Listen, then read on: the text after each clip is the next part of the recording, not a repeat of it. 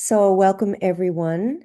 Um, it's a great turnout, so thank you for coming. And I think it's an indication of how important this topic is, because we know it's one of the hardest behavior challenges um, that both dogs and for their companions.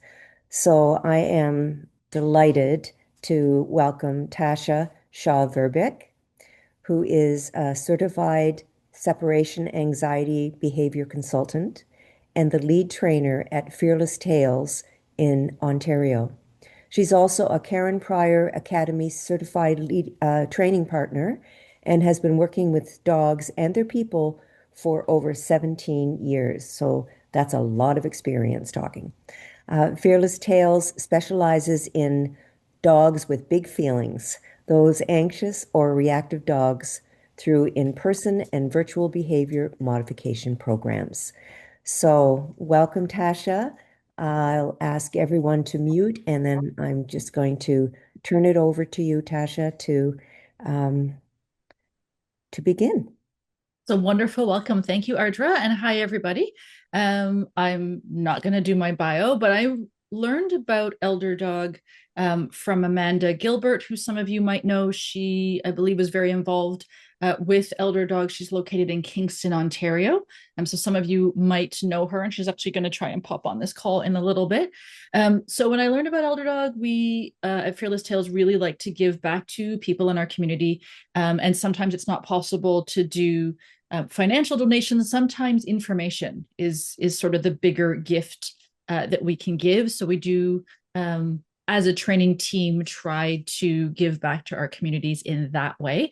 And when we reached out, Ardra said that separation anxiety and then reactivity were two of the sort of top concerns that volunteers in fostered has mentioned happening. So today we're going to do separation anxiety. I am coming back for a second session as well. If I kind of look like I'm peering over to the side, I have two monitors right now, and they're not at equal heights. So the camera that I'm looking at directly at you is in front of me, but the screen where I get to see all of your faces is to the side. So if I kind of look like I'm flipping back and forth, that's why. So we're going to jump into a couple of things. This is me. This is one of my dogs, and I am in Bloomfield, Ontario, which is Prince Edward County. If you're not familiar with that, it is east of Toronto, west of Kingston, just before Belleville, kind of in that pocket right there. So let's jump to these guys because that's what we're here for, right? It's dogs. So Logan is my 8-year-old Wheaton Terrier.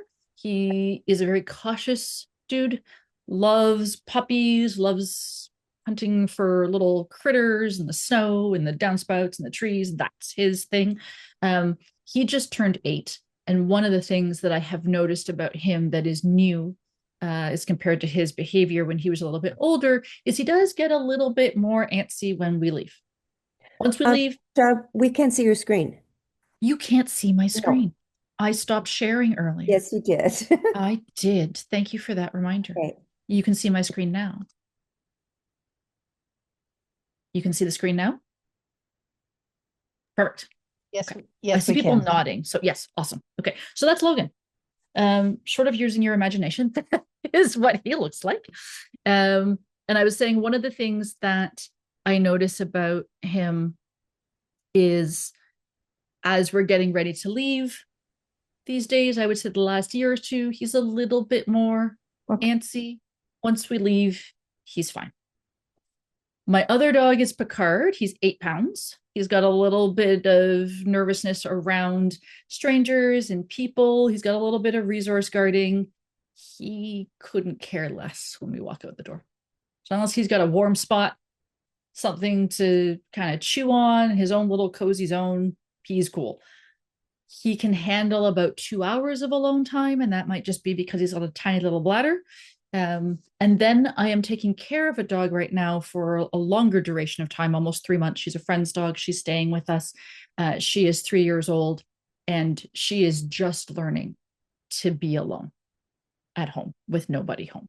So have some experience in the range of dogs being able to be left alone.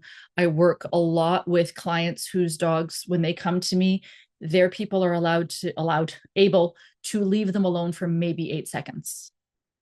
And it's my job to help them through very careful and systematic training to get up to 2 hours or 4 hours so their people can have some freedom in their lives and get out of the house a little bit more. Ardra mentioned we have a training team, so I'm not going to go through all of these people, only to say that we have clients in the county, in Quinte, in Toronto, and Oakville, and then myself and Aaron have virtual clients all over the place.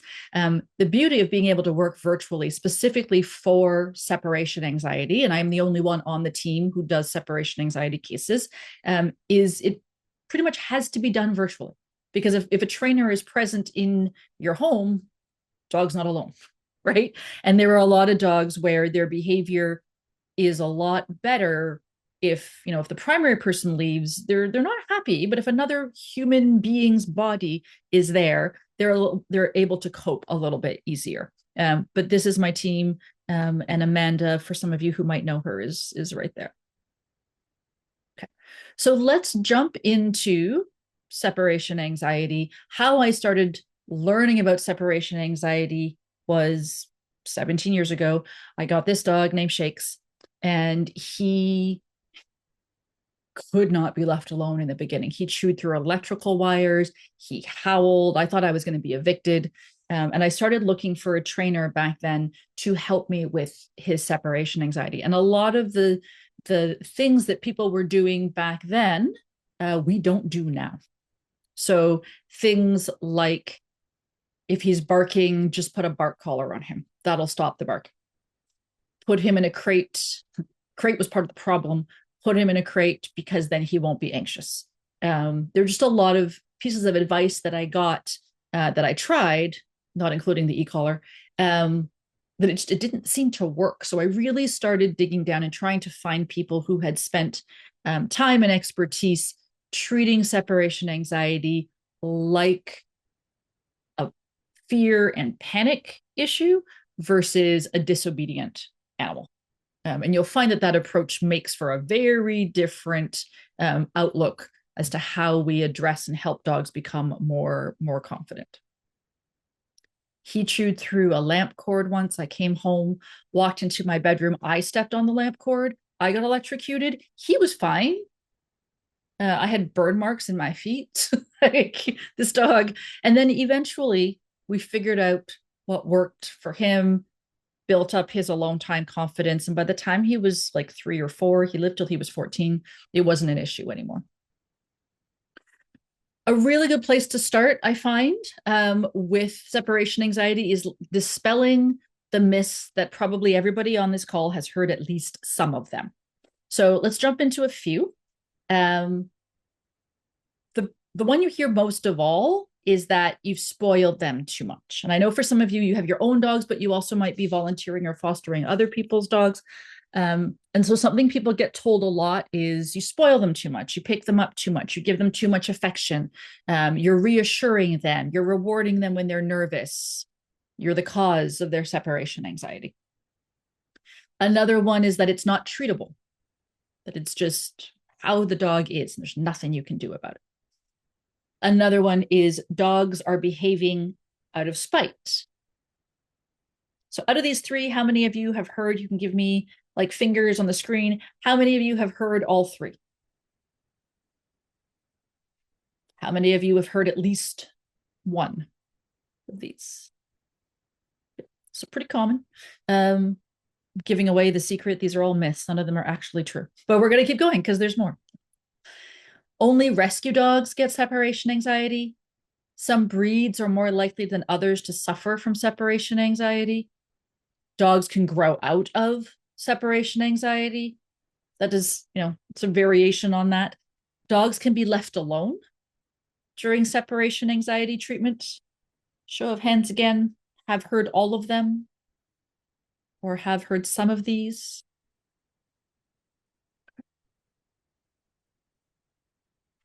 Getting more exercise cures separation anxiety. Get another dog. That's my favorite one.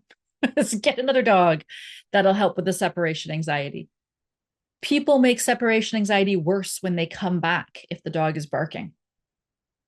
Dogs with separation anxiety have to be crated. And the last one of the myths, I think the second last one, leave the dog with food. They won't be worried about you leaving. Leave the dog with something that smells like you. Train your dog to stay in one place and they won't be anxious. Leave the TV or radio on to keep the dog company. People have to be pack leaders. A lot of these are pretty common. Have you heard all or some of these? I see some nodding. I see some hands. This is the last one. If a dog isn't punished for alone time destruction or urination, they won't know it's wrong. Teach your dog not to follow you around all the time. And your dog is naughty. So I've told you they're all myths, but let's go back and kind of look really quickly at each one of them. I'm going to talk pretty quickly around this. I do have a free separation anxiety myths document that I can send to Ardra after this call. So she can send that out to you guys and it'll break it all down in writing. First one, the dog is not being naughty, and we'll explain why after. Teaching your dog not to follow you around all the time doesn't necessarily equate to you leaving the house, right? Dogs naturally like to be near us, in some proximity to us. They just kind of like to know that we're around. If you are with a dog that has separation anxiety and you can't even shower with them panicking, because that does happen, we might teach the dog to be able to have some distance from you, but we're not teaching them to not be around you. Punishment for alone time destruction is based on an erroneous premise that the dog is misbehaving, right? Or acting out of spite, or doing it even though they know it's wrong, versus a dog that is destroying something or peeing or defecating in the house is doing so because they're in a state of mind of panic. And if a person were in a state of panic or fear that was so great that you peed yourself, nobody would be talking about punishing you because you know better, right? We would say, wow, how scared was that person that this is what happened to them? Leaving a dog with food, they won't be worried about the person leaving. For a lot of dogs with separation anxiety, you can leave the food, but they won't eat it. They're too worried about being alone. They're fearful. They're uncomfortable. They're not going to eat, even if it's their favorite food. Right? Leaving your dog with something that smells like you, well, your whole house smells like you. So for puppies, we sometimes say, if there's something that has your scent on you, you can put it in their crate. It makes them feel more comfortable. But really, your whole house smells like you. Your sofa, your walls, your rugs, your blankets, all of those things, they smell like you. So if this was the only thing that would fix separation anxiety, most dogs wouldn't have it. Trading your dog to stay on place because then they won't be anxious is unrealistic, because you cannot leave a house for 4 hours and expect your dog to stay in one spot. So stay training, it's a very different thing. There are a lot of trainers that really focus on like place training and stay training. And while it does have its benefits, confident alone time is not one of those things. Leaving the TV or the radio on to keep the dog company. People talk about this, right? We leave the TV on, they leave the radio on, and the dog doesn't bark as much. So it must be keeping the dog company. Trainers that specialize in separation anxiety will say, dogs are pretty smart. They know the person on the TV is not a real person. They know they're not there as part of the household, a real person in the house. So then potentially what we want to look at is, was the dog barking at external noises? And does having the TV and the radio on help to dampen some of that sound they might otherwise experience when the house is just silent? So can it help reduce barking? Sometimes.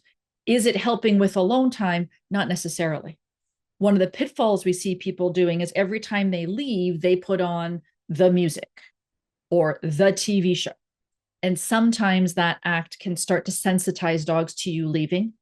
It becomes part of that departure process. And so for some dogs, when you go then to turn on similar music or a similar show for a different purpose, that starts to become a little bit of a trigger for your dog because they're very good at picking up on those patterns. I leave the TV and the radio on for my dogs to help, drown out the sound. My husband likes Star Trek, the original Star Trek, but we try to make sure that we're not always putting that on because he also likes to watch it at other times. And I don't want it to be like, oh, they're leaving. Something must be happening, right? So we rotate what that might be. The other thing to keep in mind is when you are doing TV and radio, even if it is for drowning out sounds, that you've pre-vetted the playlist or the YouTube list or the radio station that you're using. A lot of people will rely on the playlists that are on Spotify or on YouTube. Make sure you've listened to it. People update those playlists often, and out of the blue, there'll be bird sounds or some kind of animal sound or thunder, right? And you don't want that to be something that's happening while you're not home if your dog finds that to be a trigger. People must be pack leaders. I could talk about this as a whole other session. Suffice to say that as far as behavioral science is concerned, has been teamed and was debunked like decades ago. I have another ebook on that. We can revisit that. But the whole alpha, you must be a pack leader and then your dog will be okay with you leaving is really very out of date. Getting more exercise cures separation anxiety kind of comes from the whole a tired dog is a good dog. But remember, we're not treating separation anxiety as good or bad behavior. So yeah, you could have a dog that's really, really tired after you give them a good run, and then you're more easily able to leave the house. But depending on how long that dog can be alone, that tiredness doesn't necessarily last long enough for you to be out of the house. The other challenge can be that a tired dog can be a tired dog, but if you think about what we know about anxiety and fear and panic, being tired doesn't necessarily help that, right? Getting another dog will fix separation anxiety. Please don't do that. So at best, your dog has a companion. You've also then committed to another dog for years. But quite commonly, the dog that's coming into your home that has not yet learned the routines of your home ends up learning that when you leave, it's not a great scene. And they end up picking up on the patterns and emotions of the dog that's freaking out. And I do work with 2 people right now who thought they'd get their dog some company. And both dogs are now anxious. But when the first dog came, they were not anxious. So in the worst case scenario, you can end up with 2 dogs that have separation anxiety, and fixing those 2 things can be 2 very different processes, even though they learned it, one learned it from the other. People make separation anxiety worse when they come back. I'm going to address that in a little bit. Dogs with separation anxiety must be crated. Originally, when people were talking about needing to crate dogs because of separation anxiety, a lot of it had to do with a couple of factors. One is if your dog is being destructive in your house, you would crate them, right? Contain the issue, prevent access to other things. The other part that is based on, again, sort of outdated beliefs is a crate is like a den. So dogs should be fine if you stick them in there. Crate is not like a den.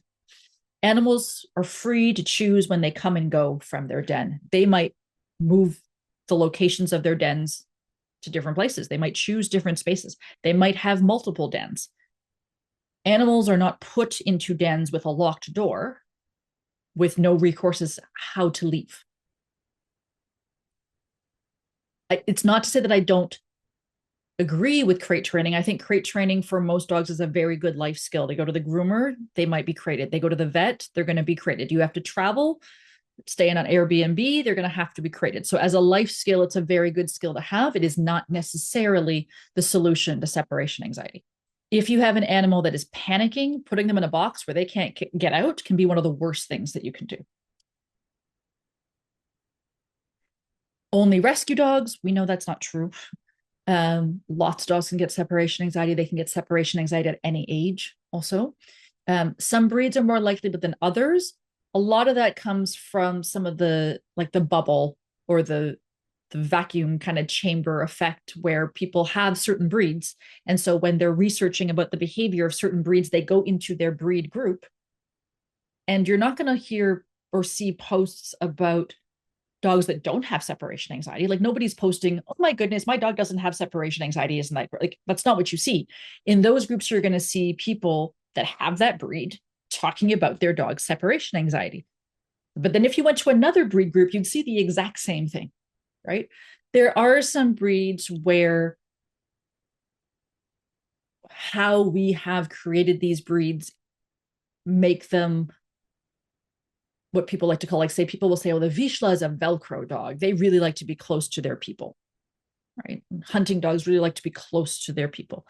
Okay, but there are a lot of hunting breed dogs, Vizslas, don't have separation anxiety, right? So it's not a breed disposition.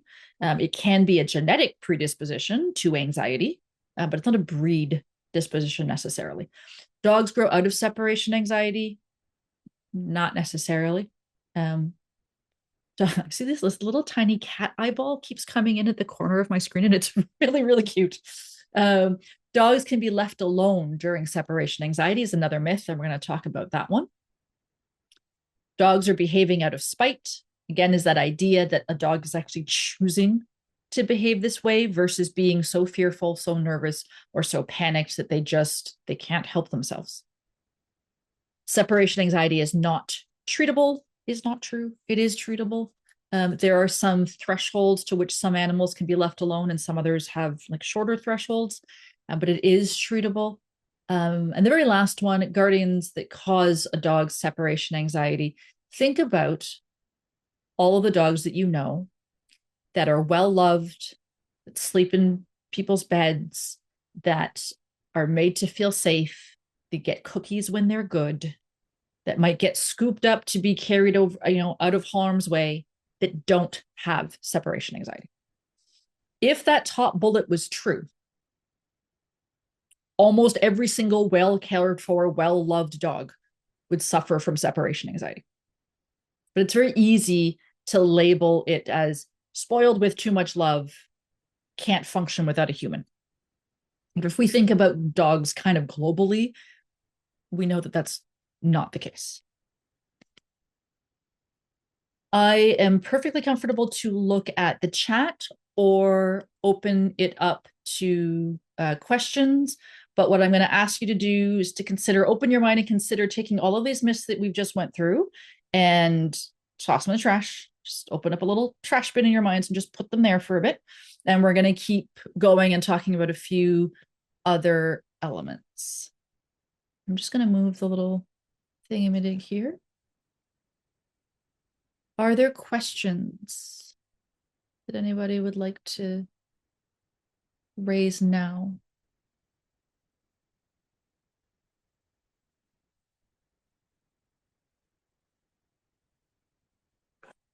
I'm going to check the chat really quickly.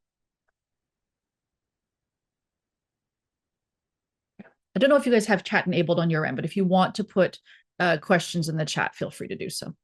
Okay. So what do we know is true? We know that a dog with separation anxiety is not trying to manipulate or dominate a situation. They're having a hard time being left alone. We know that it's a welfare issue for animals and for their humans. So prolonged stress, every time the dog panics, like if you think about the number of times you have to leave the house, and if that dog is panicking every single time, that repeated stress, it's not healthy. It's not good for them. It's also stressful for the humans, right? For a lot of people that I work with, they feel really trapped in that they can't leave without their dog having in some cases, a very extreme meltdown. I work with a client who is now at 4 hours, but when I met her, her dog had shredded the entire back of the doors of her apartment. Like you could see through the wood. He had just gone to town. Another client dog had dug through the drywall, pulled out the insulation, ate some insulation. And so obviously that was a vet visit. But even on the situations of those that are not quite as extreme, having the animal that you love crying and panicking and jumping on you, chewing themselves, it's really stressful for people. You're out, you're trying to enjoy yourself, trying to go grocery shopping, just, in some cases, just trying to go out and put out the garbage. And you're having the animal that you care for having a complete and total meltdown. It's very stressful for people. But we also know that with careful, gradual, consistent training or treatment approach, we can improve the condition of what happens when these animals are left alone. Hold on, it has gone haywire on me. Let's go back here. Okay. Both things. So when we talk about separation anxiety, there are actually three different types, and you might recognize a dog that you care for or a dog that you know in one of these areas. And the good news is that the approach to treating them is the same. So regardless of which of the three categories a dog might fall into, the approach is pretty much the same. So there are some dogs that struggle when they're alone. But if any human warm body is present, they do much better. Then there are dogs that struggle when they're separated from their primary caregiver, their primary human, even if other people are present. And so a lot of the times, if there are fosters or volunteers here where you're taking care of a dog where that dog has been removed or lost their primary person, you're there, you're wanting to look after them, they might have a really hard time. And then if that sort of relationship has transferred to you, they will have a hard time when you leave, right?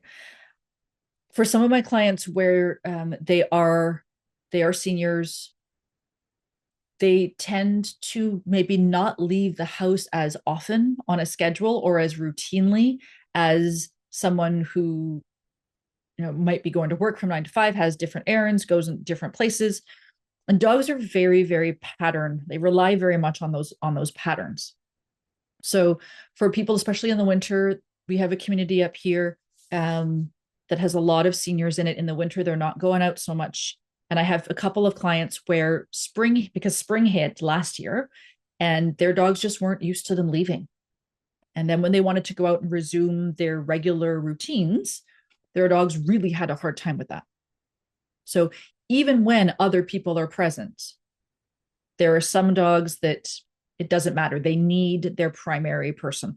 And that can be really hard to overcome, because for some people, I'm okay if I can leave my dog, but I have a sitter, or I have a friend, or I have a visitor, or I have a volunteer that comes to help me with my dog. They're gone. That dog is really, really anxious, even if there's somebody else there. The third category is dogs that struggle when they're confined, either to a crate or a restricted space from which they cannot leave. And that often compounds with one of the other two types, right?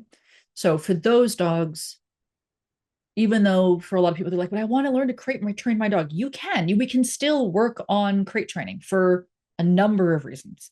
But if your primary goal is to build safe, confident alone time, we will look for other ways to provide safety and containment without using a four-sided box. Right? So there are ways to create safety without actually crating. And then once you've gotten some confident alone time with that dog, then they can go for longer. And then you can consider adding crate training as a skill. But I never do the two at the same time. Other things that we know are true, and this is where we're getting down into the weeds a little bit, is we know that behaviors can be reinforced. So we know that when you ask a dog to sit and then you give them a treat, chances are they will sit for you more often.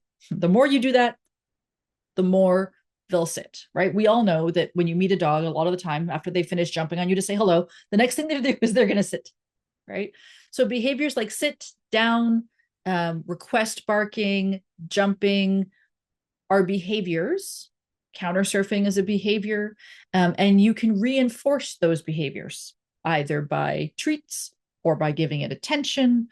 Um, but when we're talking about separation anxiety, we are working from the underlying understanding that the dog is experiencing fear, panic, anxiety, which is not a behavior, it is an emotion. And you cannot reinforce emotion. Like you cannot reinforce emotion like fear the way you can operant behaviors. So even though the barking looks like barking at other times, there's barking because I want a cookie, and there's barking because I'm panicked and distressed, and that's how the dog communicates. And those are two very different things.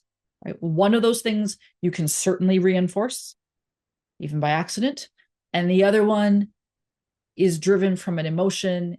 It's a communication based on fear, based on panic, and you cannot reinforce that the way you can other behaviors. Okay. You also don't reinforce it by providing comfort. So imagine you're really, really panicked. You go to somebody who typically makes you feel better. They talk to you, they give you a hug. Typically, we don't see that as making somebody more fearful.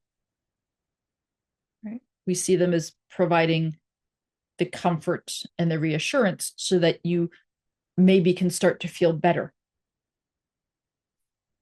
Does that make sense? Some nods. All right. So, what are some signs of distress? We use the term FAS, fear, anxiety, stress. And there are a whole number of ways that animals communicate their stress. I'm sure that as volunteers, you've seen lots and lots and lots of it.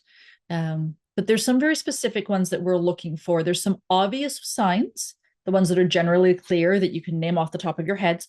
And there are some more subtle ones that are a little bit more commonly missed, unless you really know what you're looking for.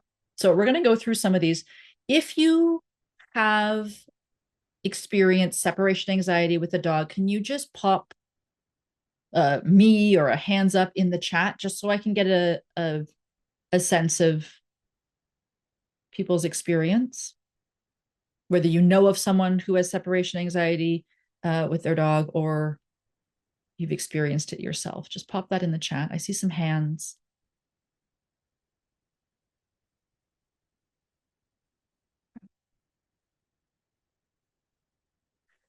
So some obvious signs. Okay, yeah. People have found the chat. They're starting to pop in. If you're looking for the chat function on your screen, at least on my screen, the way it appears, if you're looking at the Zoom, there's a black bar that appears across the top.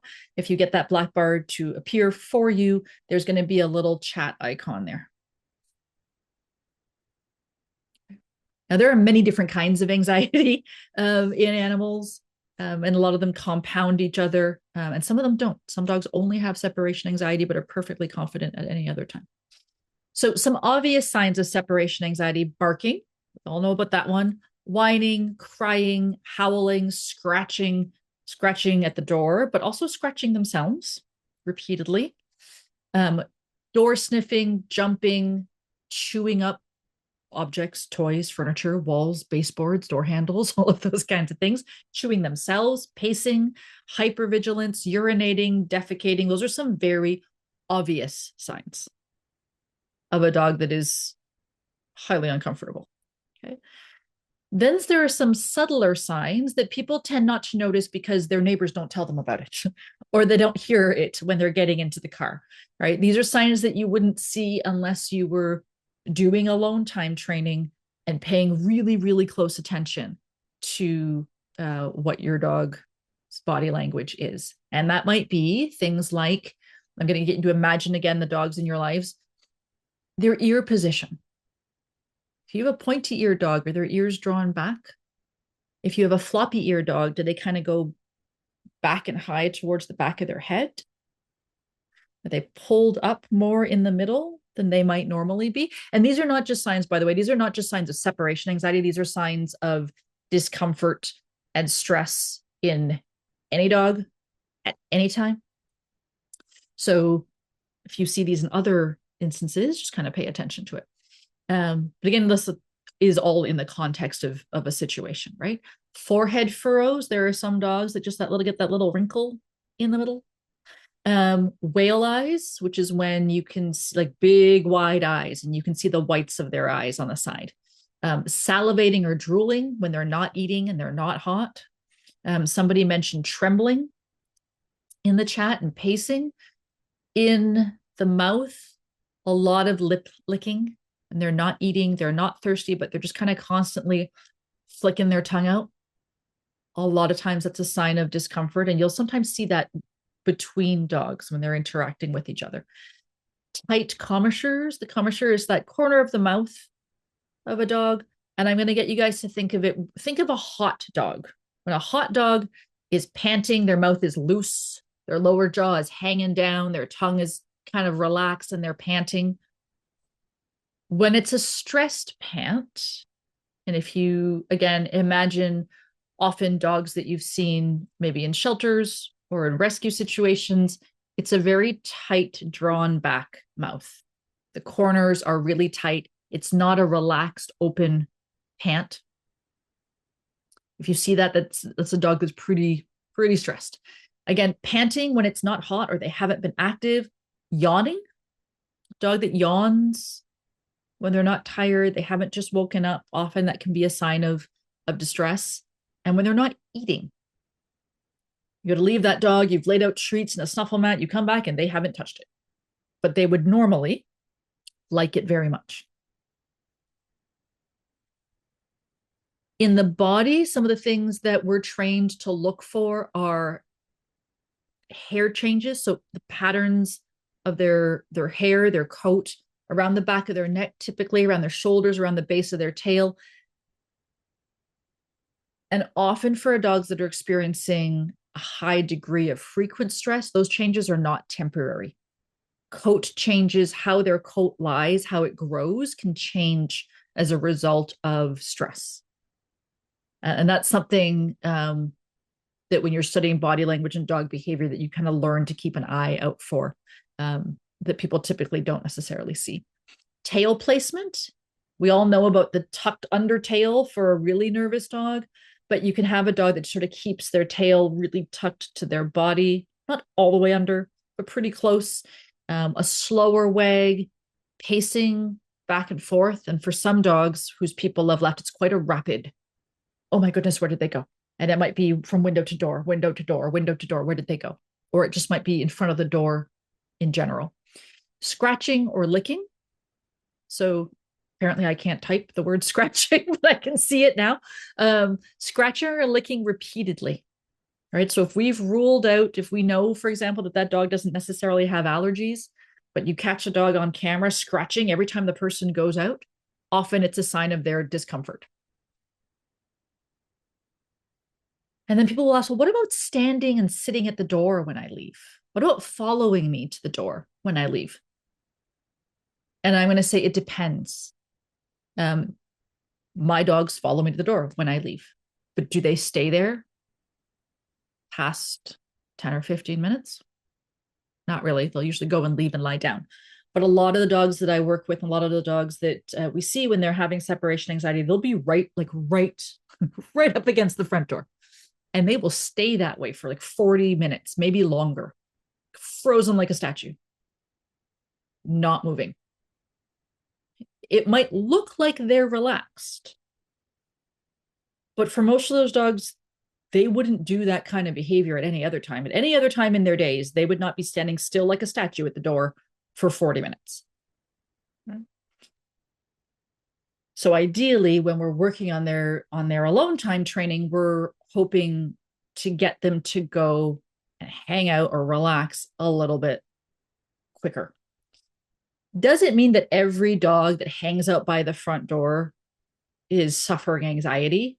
No, it doesn't. So we have to take that in the context of other things that are happening.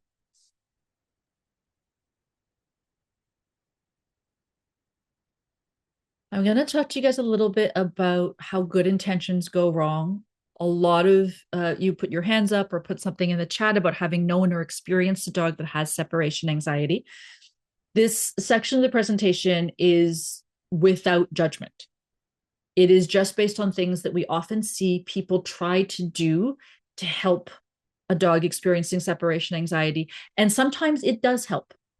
But these are also the greatest pitfalls that if I could help people avoid doing this in the first place, they're more likely to be successful when they are trying to help dogs. So that's the intention of this. If you see some things that you've tried, again, it doesn't mean that it can't work, but there usually needs to be a little bit of tweaking to make sure that, you know, you're not going to actually make things a little bit more complicated for yourselves. The biggest thing that we see people try is if I continue to expose my dog to being alone, they'll get used to it. And that can be true. But in just taking that as a blanket approach to separation anxiety, people often get themselves into situations that then it becomes harder to help the dog feel more confident. So our intention when we do this is to desensitize our dogs to us leaving, right? To make it so that when we finally leave, they're totally fine. When you're trying to desensitize an animal to something, we need to expose them gradually and systematically to a trigger stimulus. So in this case, being alone, person going out the door and being alone, until that event no longer triggers that emotional response. It doesn't trigger that panic. But in order to do that successfully, we have to kind of satisfy 3 different requirements. Number 1 is that the animal isn't already experiencing fear, anxiety, or stress. So if the dog is already barking and jumping at you at the door, crying at the door when you leave, it's going to be much harder to teach them that they're fine. Right? What we want is for them not to be experiencing that in the first place, because if they're in that state of mind, they're not in a learning state of mind.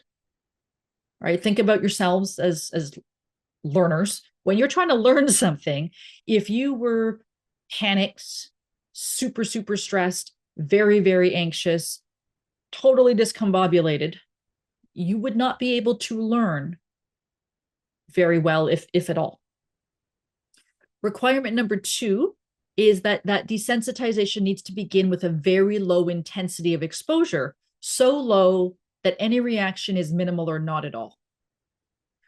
So where I see this being done incorrectly would be going, I'm going to go at the door for half an hour. The more times I leave for half an hour, my dog will be, they'll just get used to it. But the dog is freaking out at 5 minutes. So you're not going to get to half an hour confidently for that dog if they can't handle 5 minutes. And what happens is people tend to pick just arbitrary numbers that seem small to us that should be fine for an animal because, you know, it seems short, should be fine. And often it's because half an hour lets us go put out the garbage, get the mail, drive around the corner of the corner store, and that's how we pick the numbers, right? What we need to do is be looking at that duration of time as what duration of time can that animal be alone and not panic, and build up from there in small enough increments that you keep that animal nice and calm when you go out the door and come back in. Unfortunately, for many animals, for many people that are trying to do this, that looks like going out the door for 4 seconds, coming back inside. Not going out for half an hour and the next day going, well, okay, I did half an hour and they barked for only 15 or 20 minutes of that half an hour. So tomorrow I'm going to try 45 minutes. And that's where sort of the DIY approach definitely goes sideways. Number three is that you're stopping the exposure. So you're stopping the alone time before that fear, anxiety, or stress reaction has occurred. If you come back after the animal has panicked, then you haven't taught them to be confident while they're alone. They've already panicked. So all that they've learned is that being alone is scary. So we're looking to watch all of those little micro body signals for their fear, for their stress, and their breathing, and their eyes, and their ears, and what their code is doing. We're looking for all those micro signals to determine, yes, this dog is fine, and we better come back in so that they know we've gone. Now we've come back, and they didn't panic at all. And so those are the three pillars for building confident alone time. It's a little bit nerdy. We're getting down into it, but that is how, at its most basic, you would sort of build up that confident alone time. I'm going to let you guys read that while I just take a quick drink, and I will check the chat.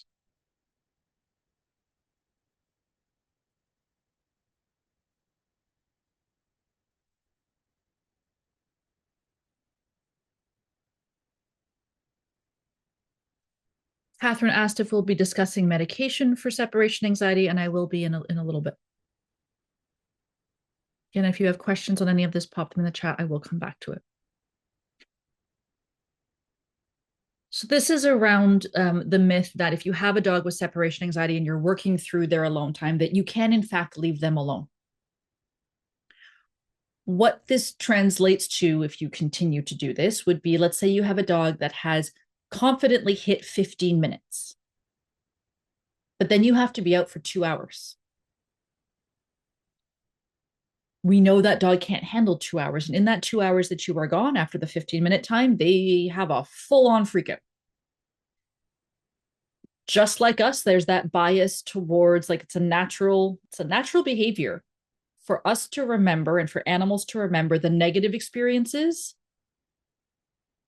far more easily, survival depends on it, than the positive ones. So a dog that is freaked out for 2 hours straight is not going to remember that yesterday they were okay when you left. They will remember that when you left, it was really, really scary.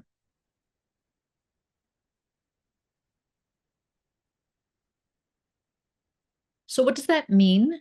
It means that when you're trying to help a dog that you're with that has separation anxiety, is you need to do training below the dog's threshold.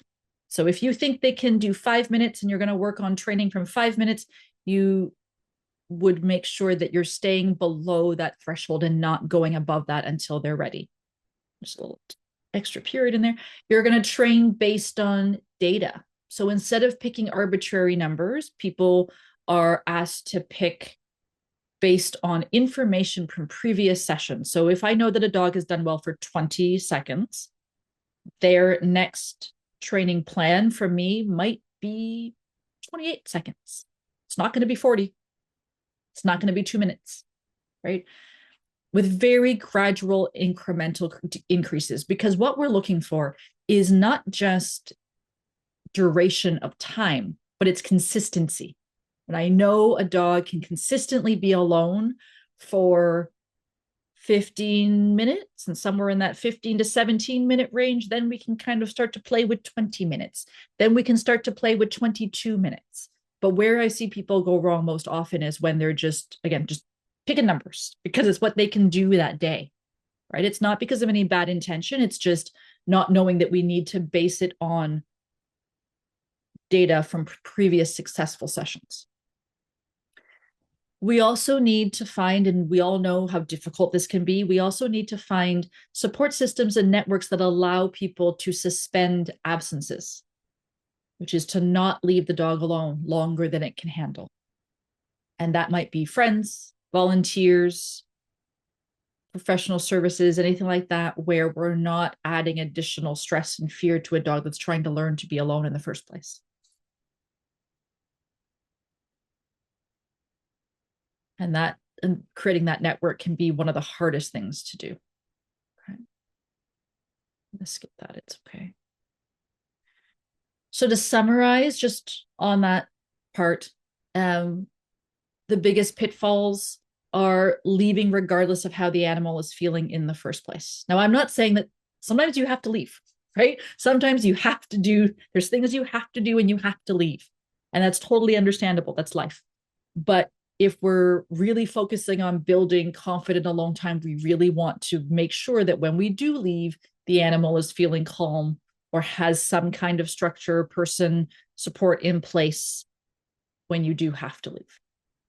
When you are doing training or doing exercise to help your dog feel better alone, your foster feel better alone, we need to watch how that animal is feeling before you start going out the door.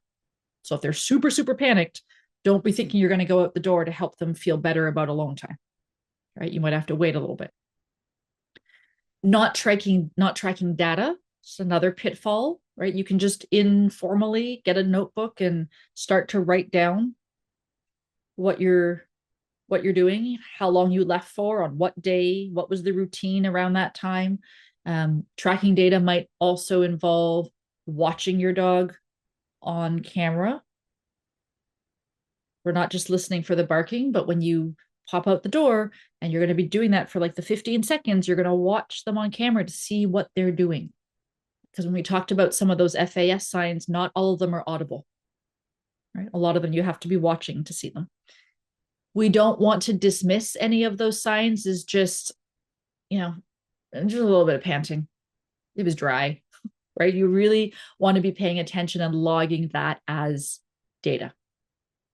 And then tailoring your departures for that training in a systematic way, right? So I was out the door for 10 seconds.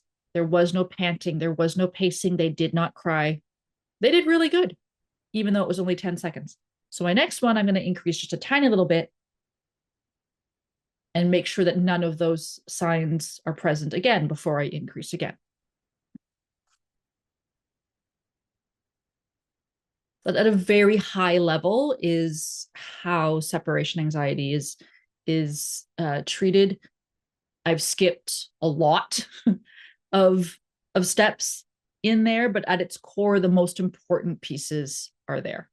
You may have heard too, before I get into some of the other pieces, you may have heard too the idea that you should pick up and put down your keys, pick up and put down your keys, put on your coat, take off your coat, put on your shoes, take off your shoes, pick up and put down your keys, and to keep doing that until the dog doesn't react anymore. That is also outdated advice, but it's one that you quite commonly see when people Google. What's important is going back to tracking data. So if you have got your camera set up and you pick up your keys and that dog starts pacing, being really agitated, then you can be fairly sure that picking up your keys is a trigger for that dog. If you constantly pick them up and put them down and constantly pick them up and put them down, and that's a stress trigger for the dog, and you're trying to keep them under that threshold, then you're not desensitizing them to picking up and putting down the keys. You're actually doing the opposite. You're actually making it more difficult for yourself and for that dog, because that dog's going to going, are they going to go now? Are they going? How about now? Okay, they're not going. So we want to look at what are some of the things that you don't necessarily need to do. Could you put your keys in your pocket 15 minutes before, an hour before? Yes, you could, right? Could you have shoes, if you're practicing this for the purposes of training, could you have shoes that you could slip on or boots that you could just slip on? Or do you have to have the boots that lace all the way up to your knees when you're trying to do separation training, right? So keeping track of those things and your dog's responses to those things are super, super important. It's no longer just a blank menu of picking things up and doing them over and over and over again, just so a dog can get used to them. The other thing that we're looking to keep in mind are goals and criteria. And I'm just sort of being mindful of the time. I'm going to do this really quickly. We're going to talk about medication, and then we're going to open it up to a little bit of discussion.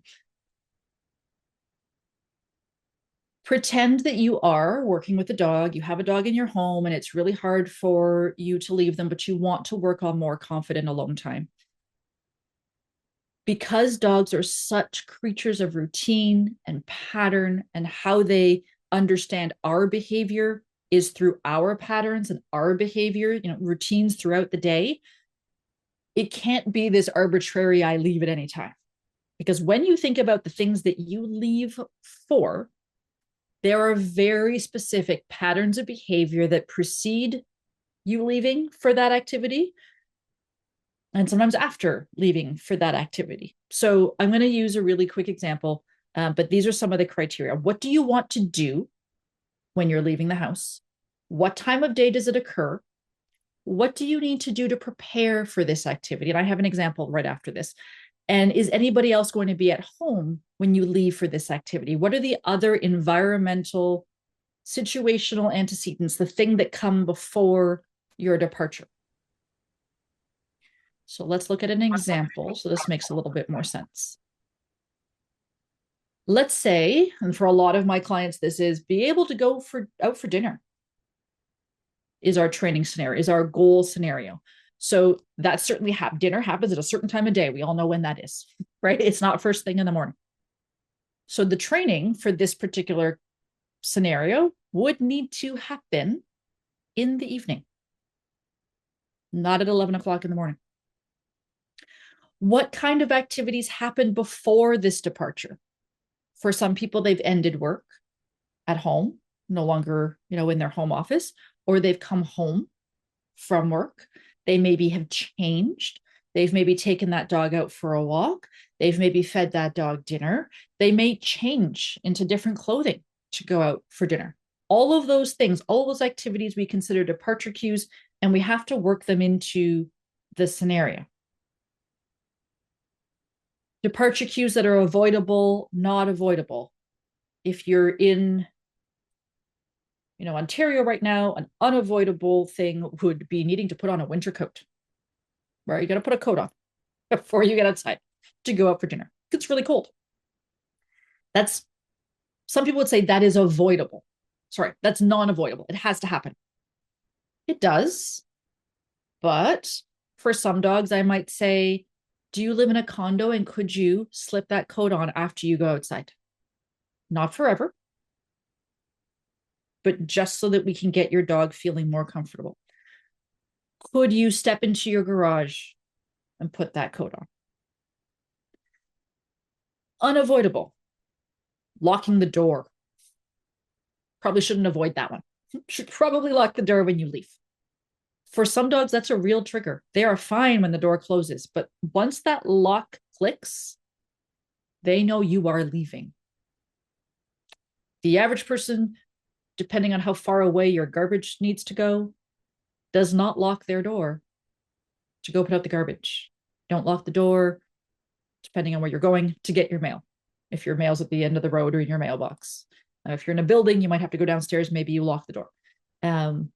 But your dogs are very good at reading those things. When you go put out the garbage, you are carrying a garbage bag that doesn't look like any other bag that you would carry. It's not your purse. It's not your briefcase. It's the garbage bag. You might slip on different shoes to run and go get the mail if it's in your building or if it's just at the front door. Dogs know these things, right? So there are going to be some things that are avoidable, some things that are unavoidable. And if it's going to be something that does in fact trigger a dog, then we need to work on that. And we might work on that just as a little micro thing, locking the door. Not locking the door and leaving, just the sound of locking the door, which again is not standing there and going lock, unlock, lock, unlock. And then there's many other different variables. So things like we want to go out for dinner with our friends. There's two people in the house. One of them comes home from work earlier than the other. Does the dog get more stressed out if one of you leaves first or if the other person leaves first? Do we have to start the car? Does the car trigger the dog? Right? It can be very complicated to build out these training scenarios. And so it's one of my favorite things to do is to kind of pull apart all of the different departure cues, all of the things around that specific goal. And for people that I work with, I recommend that you're only working on one goal at a time. Don't be trying to do, I want to go out for dinner with my friends and I want to go to the gym in the middle of the day and I want to go grocery shopping in the morning. Pick one goal, get the dog used to that specific routine, get yourself the freedom of being able to go out with your friends for an hour or an hour and a half. If it's not dinner, it's the coffee shop or the dessert shop in the evening. And once you've got that consistency down with one thing, then it is much easier to build that behavior at another time of day. But one of the biggest pitfalls I see people doing is just, I have time, and it's understandable. I have time right now. I'm going to do a little session. And then the next day, I have time after a different thing. And then I'm going to do a different session. But what you're looking at then is just that discrete session and not the things that have to happen around it to help that dog be comfortable. So stick to one thing at a time.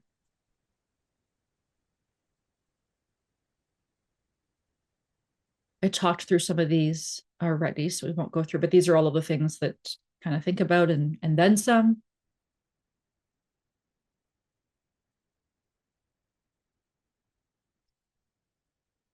So you follow a plan. You aim for this is directly out from one of my client presentations, so we'll ignore some of it, but have a training plan. You're only doing it once a day. You're doing it 4 to 5 times a week. You're looking to build on success, not have something go wrong and then try to fix it. And most importantly, resist the urge to jump ahead. So if your dog is only at 10 minutes, don't jump to 15. Maybe try for 12, right? Resist the urge to jump farther ahead because you think that dog should be fine, right? Consistency is super, super key. Gonna check the chat.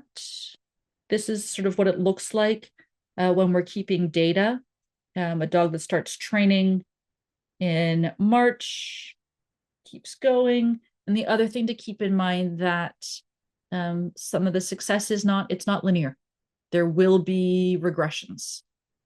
Just part of it's part of our lives. It might be that you're like right now, a whole bunch of my clients right now working on separation anxiety departure training for their dogs, but the weather has not enabled them to be outside for 2 hours at a time. So they haven't really been able to do longer duration training. Going to do really, really short ones because it's cold outside and nobody wants to be outside. So you're stuck at home, right? You go away on vacation, then you come back, you pick up training again. It's perfectly normal for dogs to have some regressions in there. Think of yourselves, and when you learn new skills, it's not a straight line to success. There's going to be like some bumps in the road, and that's part of the process. I had this quote earlier, but it is super important. So I'm going to just read that while I take a drink.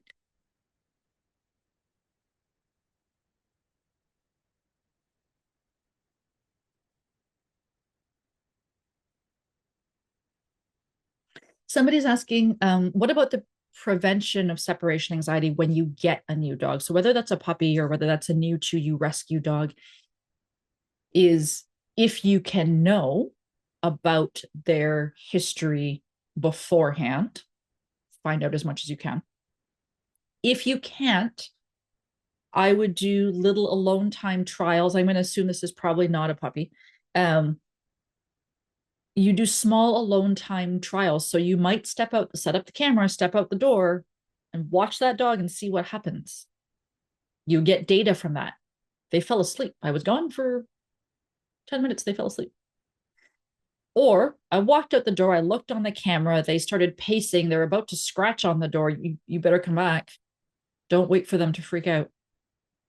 But with any, if any new dog were to come in the home, my toy poodle we've had him for 2 years. He was not mine originally. And how we started with him was just, again, really small incremental alone time. Really, really small. And tracking that behavior through data, through watching him to know when he was ready for longer. Hope that answers that question. In a lot of cases, the prevention of separation anxiety, if the dog doesn't already have it, is to not give them situations they can't handle so that they panic. This last little bit is going to be about medication support for separation anxiety. And before I dive into that, again, I want to say there are various opinions that people have about using medication to help dogs with separation anxiety. And I align with the idea that when we think about humans that need to have medication to help them function better, to help them thrive in their lives, there should be no judgment for that. And there isn't, at least not in my team and not for myself, there isn't from anyone that needs to do the same for their dogs. There are some dogs who greatly, greatly benefit from medication support to help their brain learn new patterns of behavior. So let's talk about those a little bit. But we're going to start first about sort of the concerns that people might have. And some of the concerns that people have are that there's going to be side effects. My dog's personality is going to change. I don't want them to be a zombie. I don't want to sedate them. Another concern is, I tried it. I tried medication a couple of times and it didn't work. So what I will say is that the medications that we prescribe today are not the same as you might read about from years ago, people who tried them, not that long ago or a long time ago. They're not the same ones.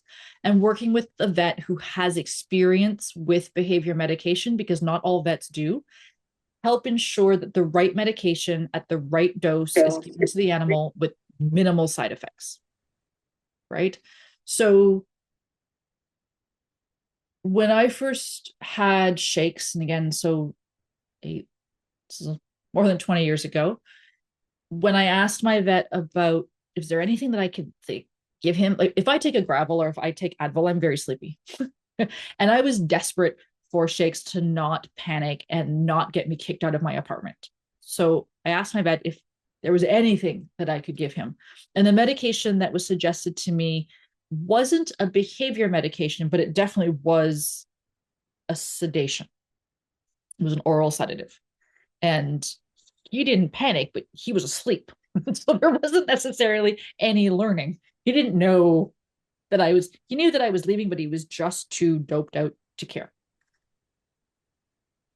The medications that are prescribed by vets today are not that. They are behavioral medications that are often the exact same medications that are prescribed for anti-anxiety for people, just at a different dose. Different label name, different dose. In many cases, they are the exact same medication. So they're not meant to be sedatives. They're meant to help the brain process information, patterns of behavior more easily. Some people will still say, my dog is really, really tired. Like they just lie around all day.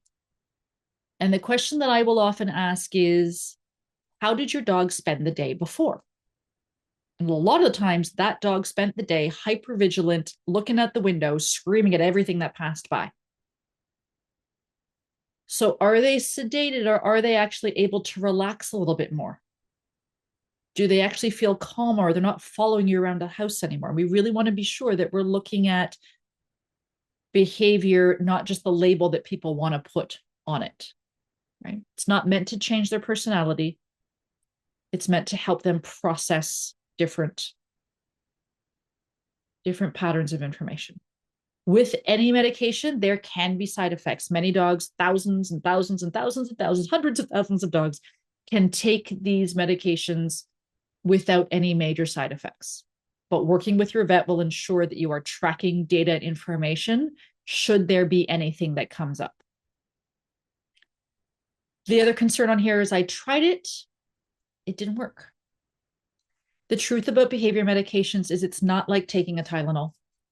It's not like taking a behavior medication that's situational, where there's a class of medications. For example, my one dog is really, really nervous about thunderstorms, thunder, fireworks. There's medication that can help him for those 4 hours. And then that's it. But that's not the same medication as the one that a dog would take daily to help them be less anxious, to help them function and thrive a little bit better. And when you're using the everyday medications, just like with people, it takes time to see those results. So we are talking about weeks, sometimes a few months before you notice major changes. So often when people raise that concern, I'll ask, what did you try? What was prescribed? When did you try it? Was there a trial? Did you test that medication, have your dog try it, and maybe leave for 2 or 3 minutes? Most often the answer is no. Most often they gave the medication, the dog would be taking the medication for less than a week, and they tried to go for 2 hours. Well, of course it didn't work because your dog was not ready for that, right? There was no lead up, there was no training, there was no gradual departure leading up to that time. So the medication couldn't have had the effect that you were looking for a whole number of reasons. And like with people, when you start a medication, sometimes it's not quite the right dose. Sometimes it's not the right medication. So it can take a lot of time for people to work through some of the things that need to happen to have those medications be the most effective. But at the same time, for people who might choose not to use the medication, you're spending the same amount of time and that dog is panicking, so they're not learning anyway, right? So we need to sort of consider what is the welfare aspect for the animal and what would they benefit most from in terms of learning new things and being able to understand that they will be safe when you leave them alone.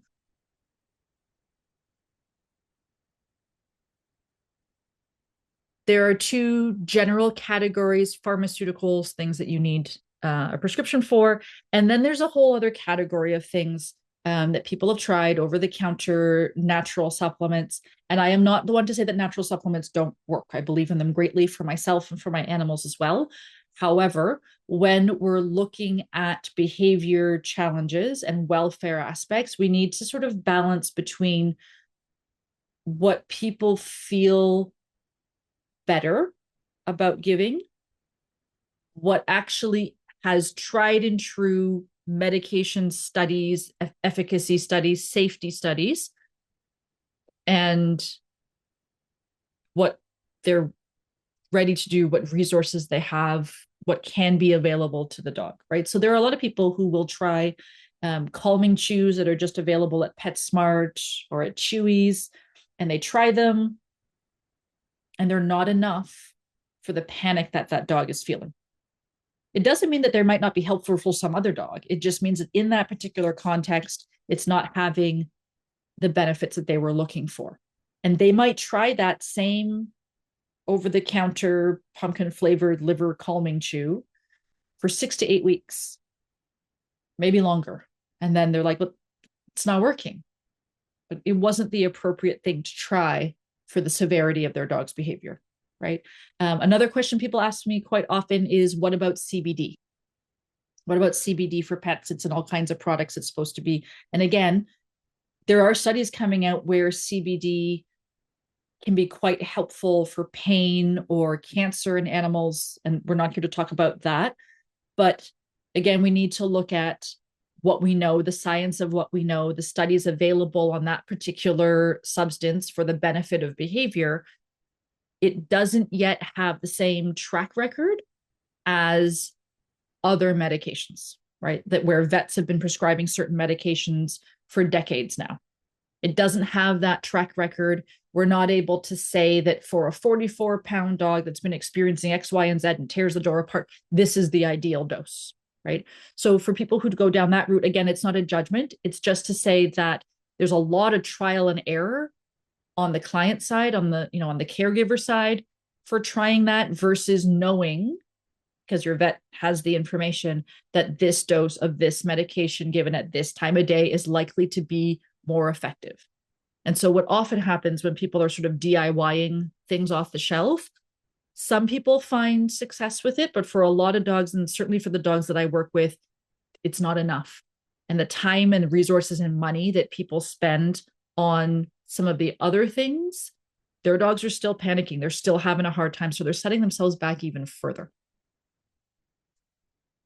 There's a question in the chat from Lisa, and I will get back to that. Talk to these. These are some of the examples of them. And some of these nutraceuticals can work best when they're done in tandem with some of the other available medications. Separately, I think a lot of these are very helpful for many things. So certainly I am not saying that they're not helpful, but it depends on the severity of the behavior that you're looking at. They can be really, really helpful in a number of other cases.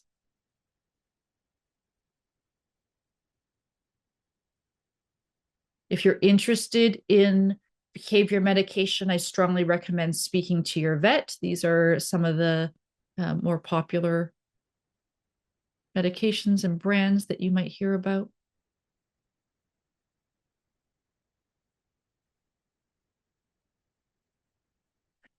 I'm going to stop sharing my screen. Go to the chat for questions. And then we can sort of take our mics off and chat a little bit. Okay, I'm going to go up to the top. Medication. For the person that asked about medication, if you have other questions, you can drop them in the chat too.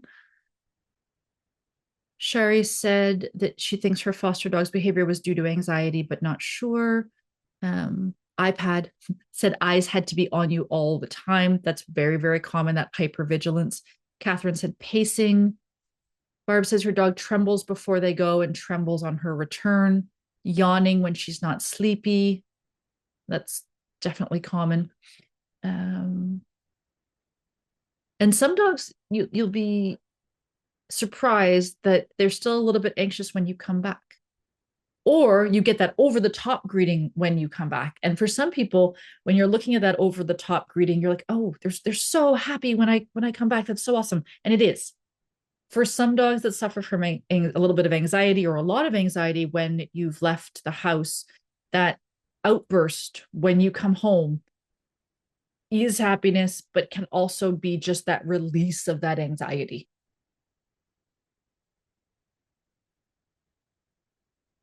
I think I mentioned, Cyan, you said your dog stays at the door for at least an hour. And again, that's not necessarily a bad thing, but we want to be watching.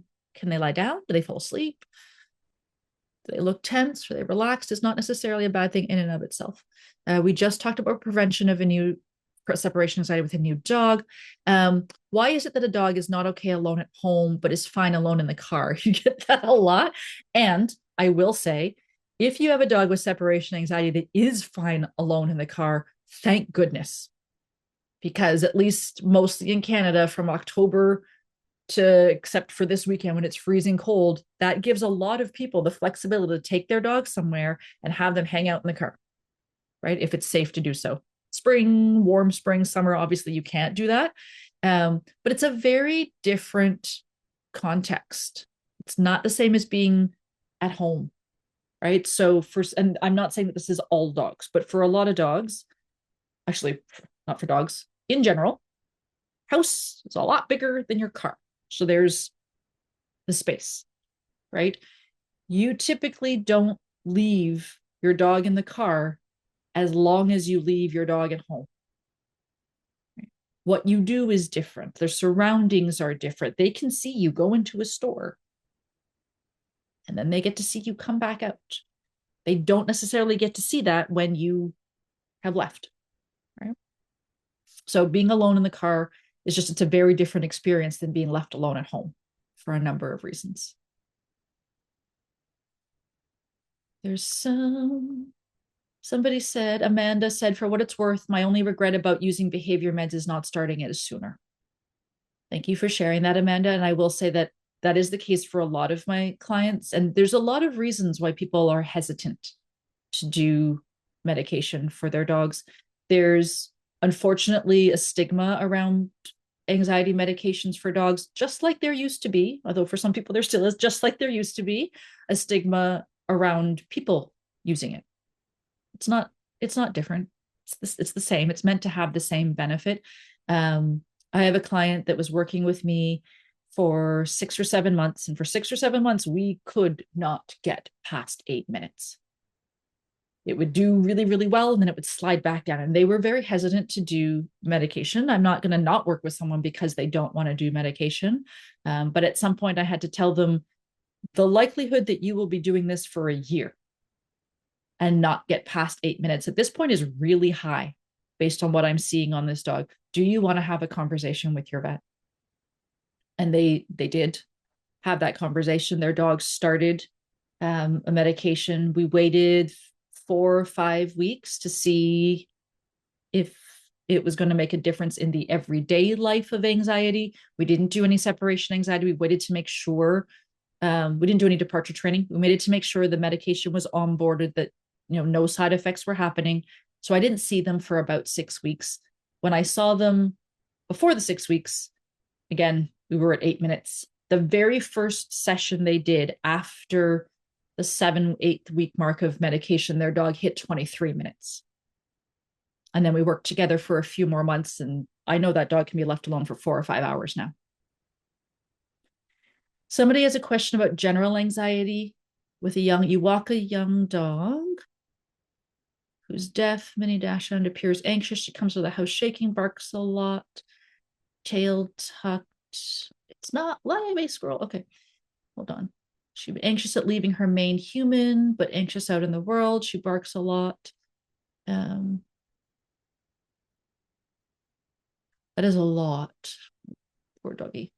Definitely a longer conversation. I have a whole bunch of clarifying questions.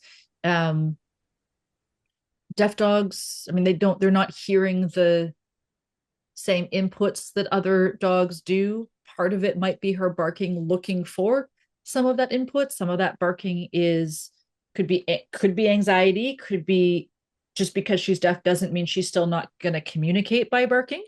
So there's a lot of things to dive in there. One of the questions I had was, are you somebody who volunteers and takes her out of the house, and that's what you mean by leaving her main human? But there's probably a little bit more to dive into than I can answer really quickly. Lisa's question is, your dog is only stressed when in the car for more than 10 minutes, even though she's always going somewhere she loves. So that could be related to a number of things. And again, some of these are a much longer, like it would be a 45-minute conversation we might have, but it would be looking at how does she behave when some of the things that we might look at if we're kind of unpacking this behavior would be, how does she behave when you're approaching the car? How does she behave when she's getting into the car? And then you've got like 10 minutes, depending on what she says, what you say when you're approaching or getting into the car. My answer might involve doing things around that. But some dogs have no problem with that. They jump in the car because they're happy to go. And then after 10 minutes, they start to get a little bit anxious. It could be anything. It could have been at some point in time, she was being driven to somewhere she didn't like. It could be that some dogs get motion sickness. It could be that some dogs don't like the feeling of the road and the bumps underneath them. In my case, we were in a near miss swerve to get out of a car accident, and my dog got tossed off his seat, even though he was secured in. And it took me a year to get him past that, right? He was still fine to jump into the car. He was happy to come with us. But the minute we did that one turn in our neighborhood where that incident happened, he would start shaking. So what you would need to do to kind of get through that would really depend on the other factors in her behavior, whether you think it's motion sickness, whether you think it's something else. But again, it would be like separation anxiety. It would be really small incremental successes. Bigger conversation. Since if you try a medication and it works, do they need to take it for life? That depends on the dog. Depends on their dog and the rest of their behavior. For some dogs, no. For some dogs, yes. What I will say is for the dogs where it's yes, sometimes it's not at that strength. Sometimes it can be weaned down to a lower dose. For some dogs, they can be weaned off it completely. The really, really important thing is that you work with your vet to wean a dog off medication and that you do not wing it. Right? People do that to themselves. They just decide to wean themselves off medication. Sometimes it goes well, sometimes it does not. So doing it really, really carefully in tandem with a vet and whoever you're working with on behavior stuff is really important. Scrolled. The question, should a dog with separation anxiety be left alone in a crate or a kennel at home? Big question. It depends. Sometimes it helps, sometimes it doesn't. Does that dog have a positive experience being left alone in a crate or a kennel that it cannot leave? If it does, and you know the length of time that that can be done, then sure. If it doesn't, if it is not crate trained, if it is not kennel trained, if it doesn't have a very long history of finding that crate the best place in the world, then no. Right. So again, depends on that individual situation. Um, there is a big difference, and I see this a lot. People are like, but my dog is fine going in their crate when we're home. They go in and nap all the time. They just walk right in there. That is not the same as crate training. It's not the same as a dog that is comfortable being locked in a box while you were out of the house. Right. I'm not saying again that we are locking dogs in cages and it's a bad thing. Crate training is a really good skill, but a dog has to have that skill. Right. When you're upstairs sleeping and the dog is downstairs in the living room in their crate, they can still smell you. They know that you are there. And it's a very different scenario than putting that dog that might be panicking about being alone and leaving the house. So, Jen, it's that really annoying answer of it depends. Any other questions? Feel free to unmute if you're still on the call. Otherwise, I will say thank you for, and I know Ardra, you're going to take it back and just sort of close, but thank you for coming out and listening to some of this information. I hope that it was helpful. If you have follow-up questions, and there's sort of a limit to what I can do outside of having a full behavior history from your dog and us working together. If you have general questions that you want to ask, you can email them to train@fearlesstales.ca. Ardra, I'm going to email you the separation anxiety myths ebook, so you can send that to everybody. I have a free newsletter that comes out every Tuesday. And if you, I'll send the link for that one because there's a newsletter, but there's a very specific newsletter flow for people who are interested in separation anxiety, and that includes kind of free tips every week. In the beginning, it's almost every day, every week, to help you with that. And that's free as well. So you can sign up for that too if you like. Thanks, Wonderful. everybody. It was lovely to see you. Over to you, Ardra. Yes, thank you so much, Tasha. So much information. I think it was so important for people to hear the underlying principles, assumptions, upon which the separation anxiety condition is based, and then, the hard work it takes to really support that dog in gaining confidence, because that's, the ultimate goal. So thank you so much. And I really appreciate the receiving the booklet, because I know that that's going to be a useful resource, and I'll certainly make that available.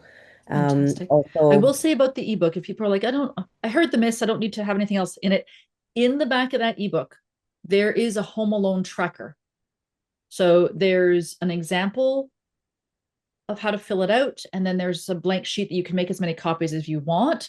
And it basically is a guide to being able to track that data that I suggested to people. So even if they don't need the myths, although I suggest you send them to your well-meaning friends, you have that Home Alone tracker that you can use. wonderful. Thank you so much.